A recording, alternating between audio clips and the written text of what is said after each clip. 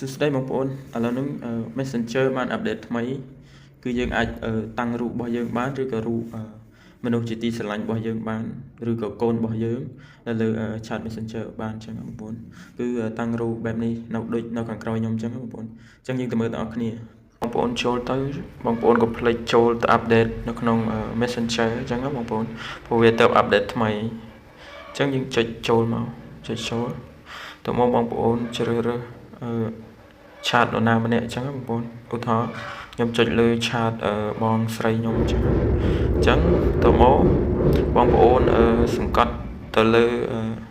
ចំណុចដែលទំនេរកន្លែងណាមួយកន្លែងនេះមកបងប្អូនចុចសង្កត់វាមកចុចសង្កត់បែបហ្នឹងមកបងប្អូននឹងឃើញចេញបែបនេះអញ្ចឹងបងប្អូនទៅមកបងប្អូននឹងចុចកន្លែងនេះបងប្អូនចុចកន្លែងគេដាក់ថា upload image upload រូបដែលយើងថតអញ្ចឹងយើងចុចលើនេះមកទៅមកបងប្អូន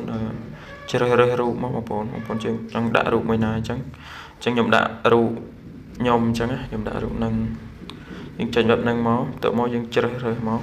ឧទាហរណ៍បងប្អូនចង់ដាក់ត្រឹមណាអីចឹងបងប្អូនចង់ដាក់ត្រឹមនេះចុះទៅមកយើងចុច save ខាងក្រោមទៅមករងចាំបន្តិចទៅមកវាចេញបែបនេះបងប្អូនចុច select ខាងក្រោមចុចសញ្ញាពណ៌ស្វាយនឹងមក